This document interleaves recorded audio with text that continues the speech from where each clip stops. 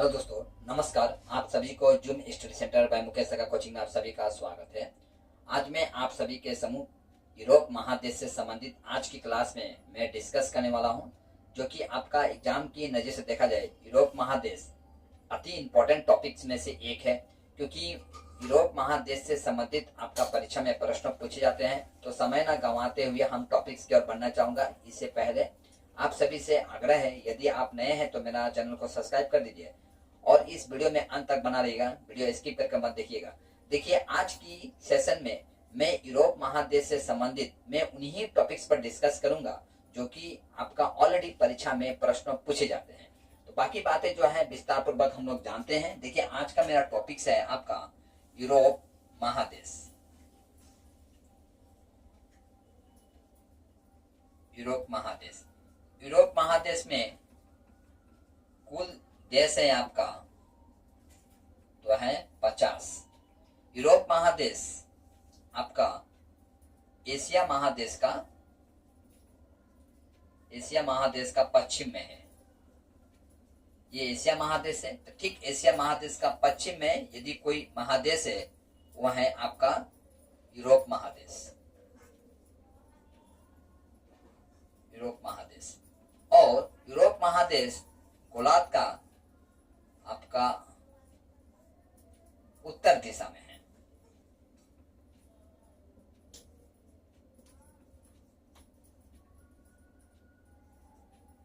गोलार्ध का उत्तर दिशा में आपका यूरोप महादेश है।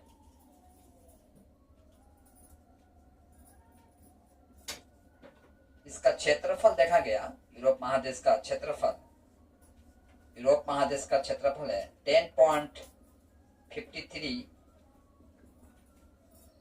मिलियन किलोमीटर स्क्वायर है यूरोप महादेश का। और इसका जनसंख्या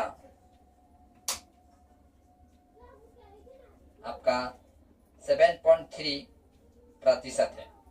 यानी इसका अंक में यदि हम देखना चाहें तो इसका अंक में होगा 7.223 करोड़।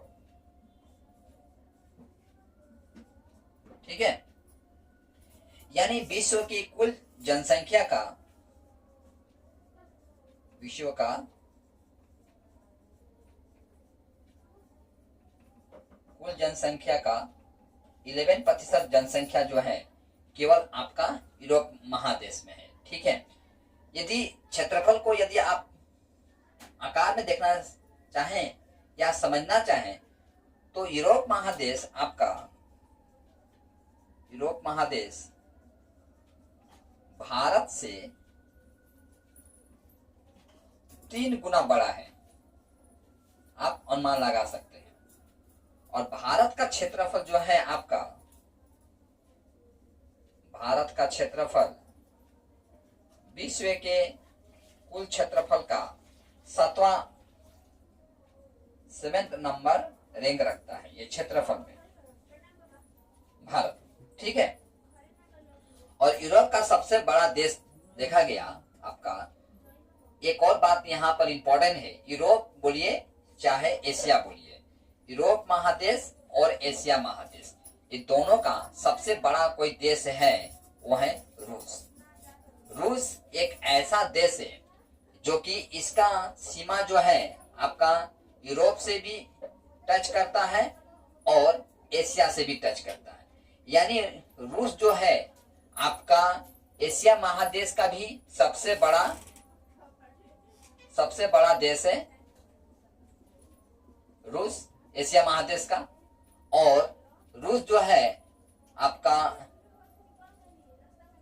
यूरोप का भी सबसे बड़ा देश है, याद रखिएगा ये चीज। ठीक है, यानी रूस जो है आपका मिडिल में है। ठीक है, क्योंकि रूस का कुछ सीमा जो है एशिया में भी है और कुछ सीमा जो है यूरोप में भी है। ठीक है, अच्छा, रूस यूरोप और एशिया का दोनों महादेशों के बीच में तो बसा है ही। हम ये भी देख लेते हैं आपका रूस का जनसंख्या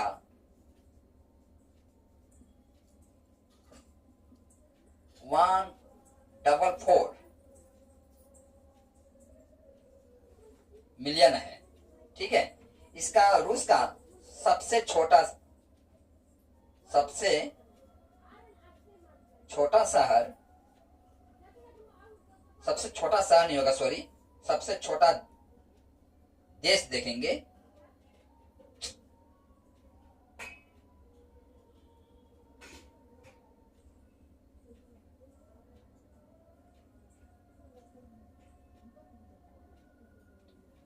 अच्छा,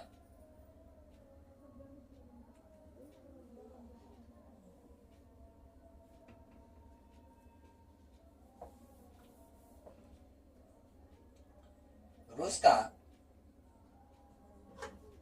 सबसे छोटा शहर जो है आपका वेटिकन सिटी है। ये कई बार पूछा गया परीक्षा में, वेटिकन सिटी जो कि सबसे छोटा शहर है, वेटिकन सिटी, याद रखिएगा। और जनसंख्या का हिसाब से हम देखते हैं एशिया महादेश में सबसे ज्यादा जनसंख्या है। ठीक है, एशिया महादेश के पश्चात यदि जनसंख्या में हम देखें तो अफ्रीका है द्वितीय नंबर स्थान में। तो प्रथम में हम देखते हैं जनसंख्या के हिसाब से,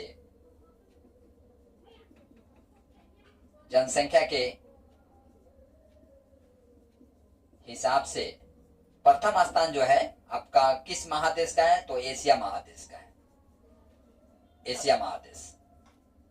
और दूसरा स्थान जो है आपका अफ्रीका महादेश का है जनसंख्या के हिसाब से। और तीसरा कोई स्थान रखता है वो है यूरोप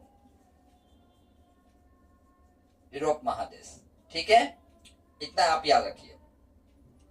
संयुक्त राष्ट्र संघ के अनुसार हम देखते हैं आपका संयुक्त राष्ट्र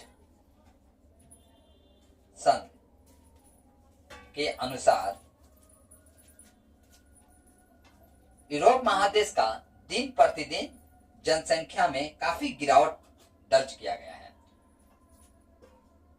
क्योंकि यहाँ के लोग जो हैं शिक्षित हैं और यह मानते हैं कि जनसंख्या वृद्धि से इनका देश का डेवलप नहीं हो पाएगा। यही कारण है कि ये काफी छोटे फैमिली में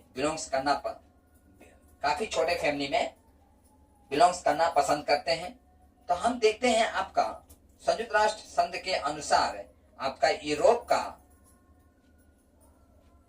जनसंख्या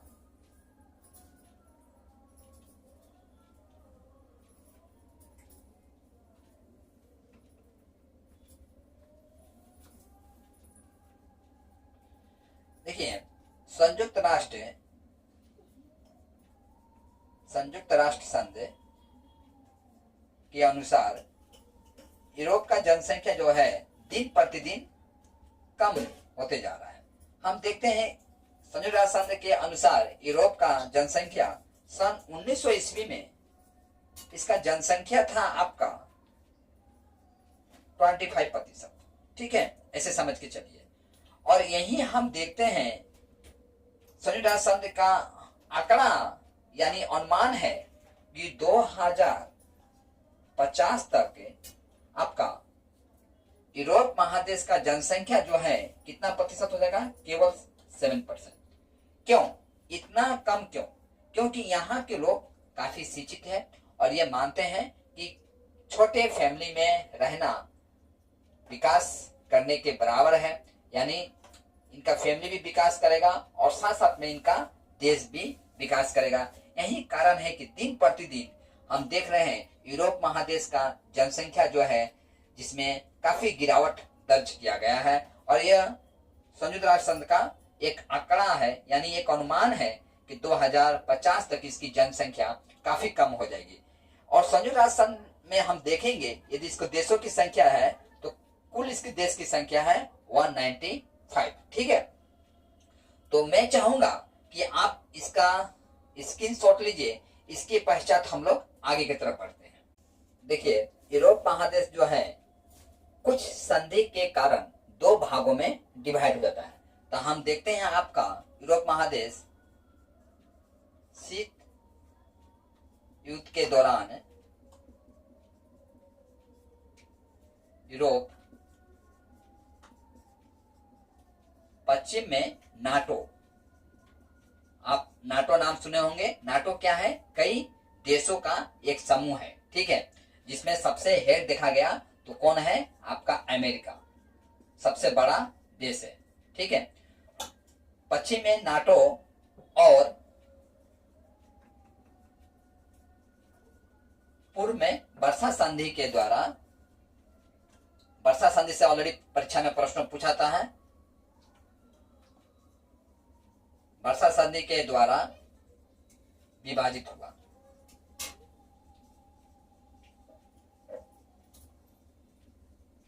ठीक है, हम देखते हैं आपका यूरोपीय एकीकरण के द्वारा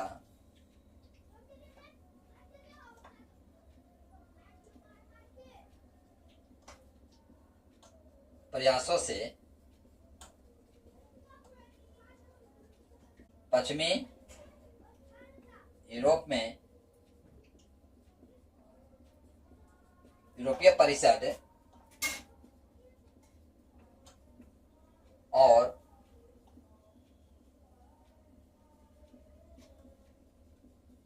यूरोपीय संघ का गठन हुआ।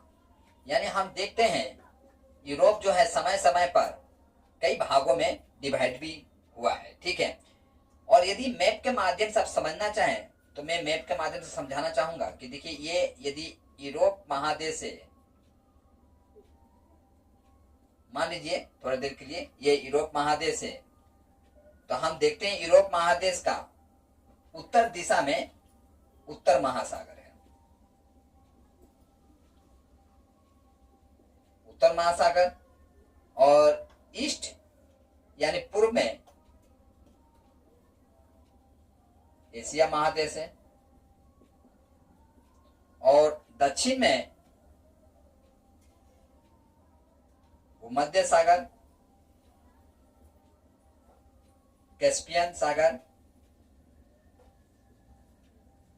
कैस्पियन सागर और कृष्ण सागर है, ठीक है। और पश्चिम में देखते हैं आपका अटलांटिक, अटलांटिक महासागर है, ठीक है। अर्थात यूरोप का हम देखते हैं, ये जो यूरोप महादेश आप देख रहे हैं, यूरोप महादेश का तीनों साइड यानी पूर्व, दक्षिण और पश्चिम, ये तीन साइड जो आप देख रहे हैं, तीनों साइड किससे घिरा हुआ है? तो महासागर से घिरा हुआ है यूरोप का, याद रखिएगा, ठीक है। आपका यूराल पर्वतमाला और यूराल नदी यूरोप को एशिया से अलग करता है।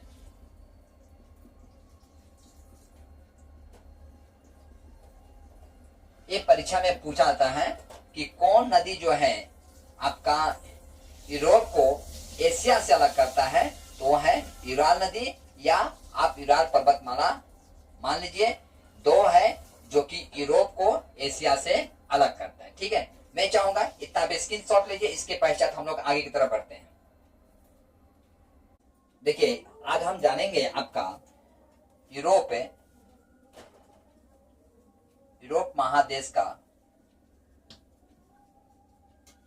सबसे ऊंची चोटी, सबसे ऊंची चोटी जो है वो है आपका माउंट एल्ब्रस,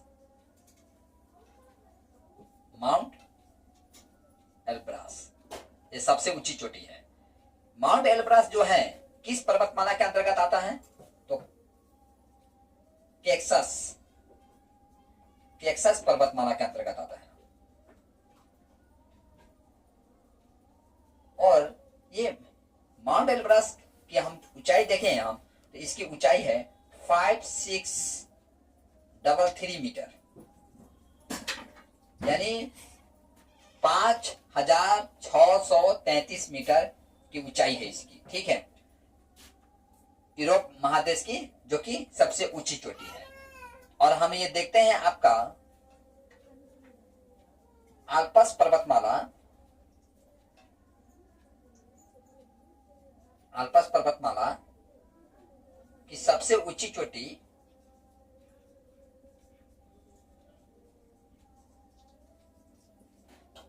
माउंट ब्लैक है। माउंट ब्लैक है, याद रखिएगा। इसकी ऊंचाई हम देखें तो 4807 मीटर है। ठीक है, और यूरोप की सबसे लंबी, यूरोप का सबसे लंबी और चौड़ी नदी कोई है, वो है आपका कौन सी नदी? वोल्गा नदी, वोल्गा नदी। ठीक है, जो कि आपका 3690 किलोमीटर तक दूरी तय करती है।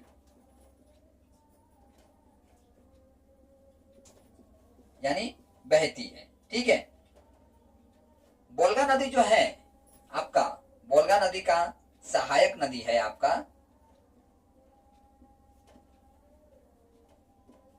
सहायक नदी है कामा, और दूसरा नदी है आपका ओका, इसका सहायक नदी है।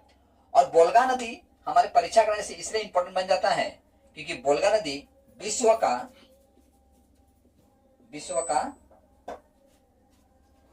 16वां सबसे बड़ा नदी है।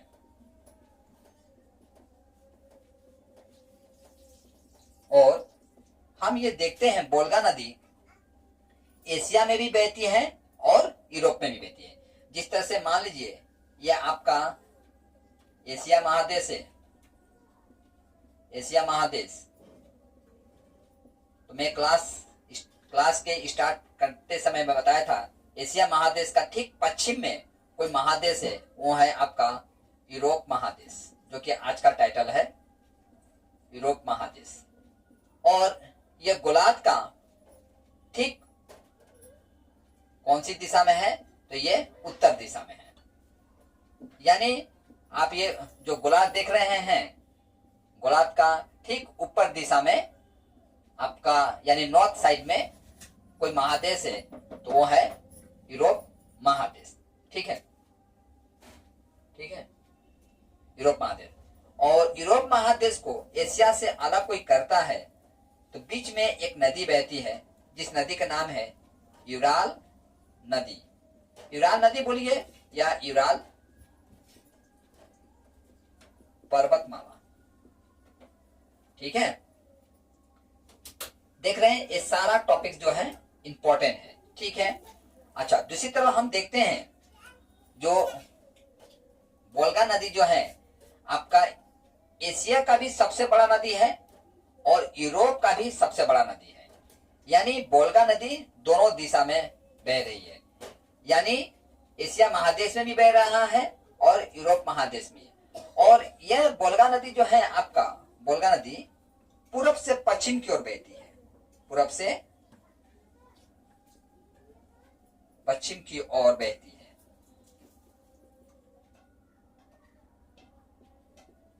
ठीक है, वोल्गा नदी जो है आपका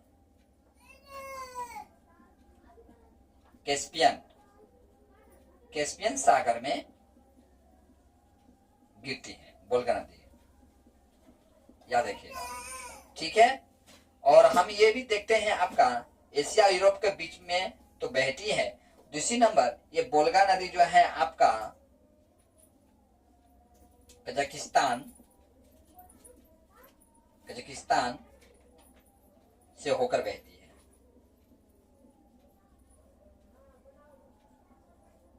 ठीक है, और जैसे कि मैं बताया वोल्गा नदी यूरोप और एशिया दोनों का सबसे बड़ा नदी है। अच्छा, एशिया और यूरोप का दोनों महादेशों का सबसे बड़ा देश कौन सा है? तो है रूस, याद रखिएगा। रूस जो है एक ऐसा देश है कि इसका आधा सीमा एशिया में है, यानी 70% सीमा जो है आपका एशिया में है, तो 30% सीमा जो है आपका यूरोप में है। ठीक है, यही कारण है कि रूस देखिए आज कई सालों से आपका युद्ध लड़ रहा है, और रूस का नकेल कसने वाला अभी तक कोई देश नहीं आया है। यहाँ तक अमेरिका कोशिश किया, लेकिन अपने कोशिश में पूरी तरह से सफल नहीं हुआ। तो मैं चाहूंगा इतना आप स्क्रीनशॉट लीजिए, इसके पश्चात हम लोग आगे की तरफ बढ़ते हैं। देखिए आपका यूरोप का दूसरी सबसे लंबी नदी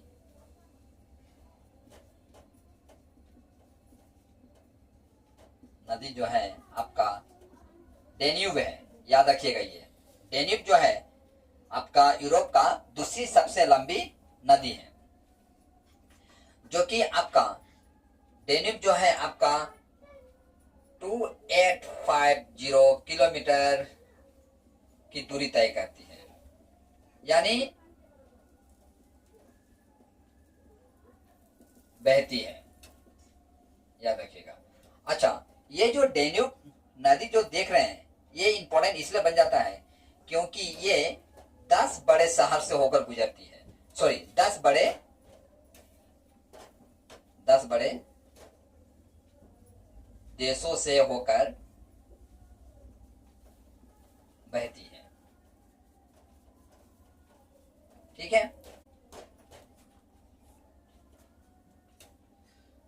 देखिए जैसे कि मैं बताया आपको, जो ये डेन्यूब जो नदी है आपका 10 बड़े देशों से होकर गुजरती है।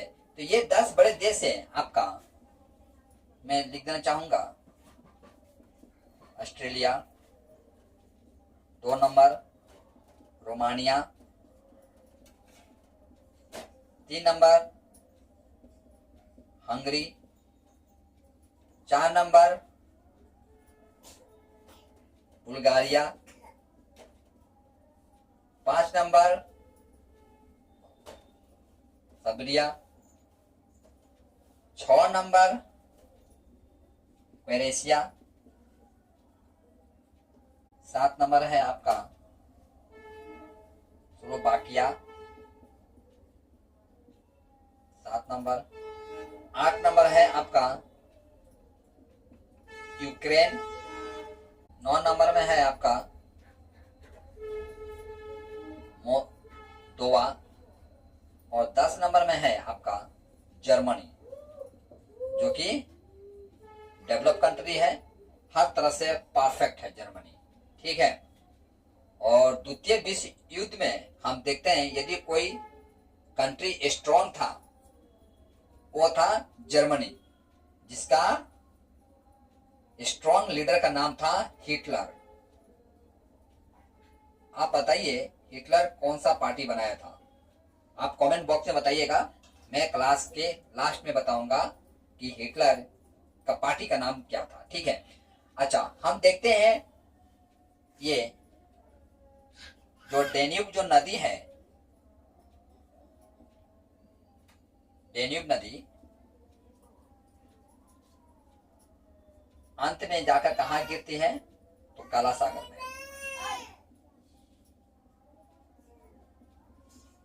काला सागर में जाकर गिरती है।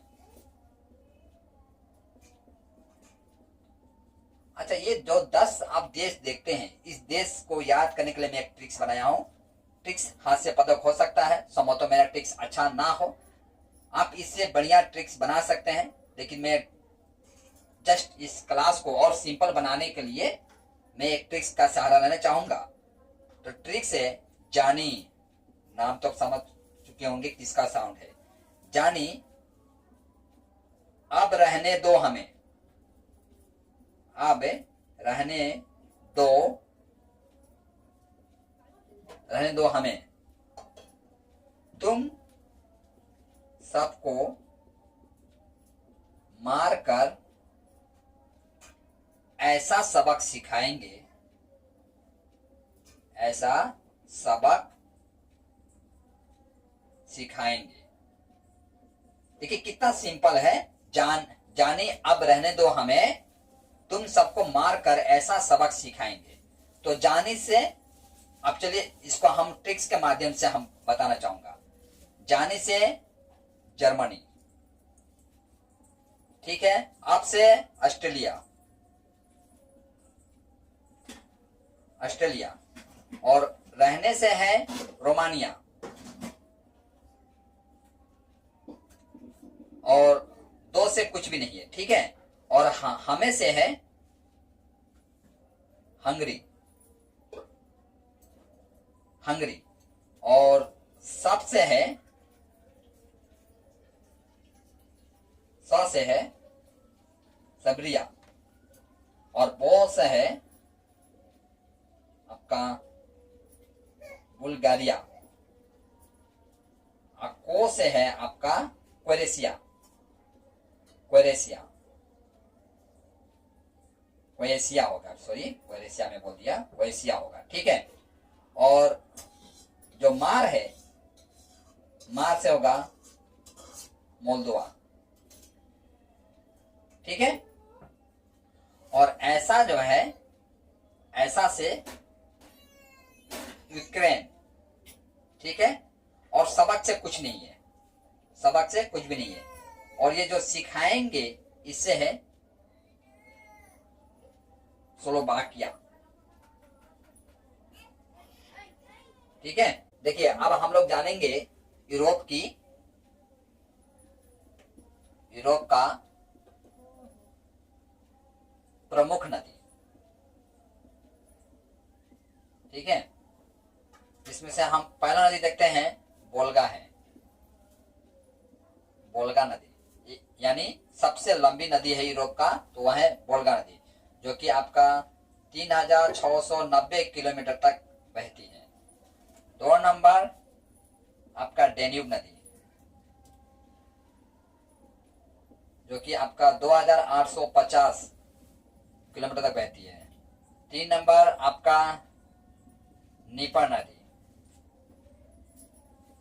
जो कि आपका 2200 किलोमीटर तक बहती है।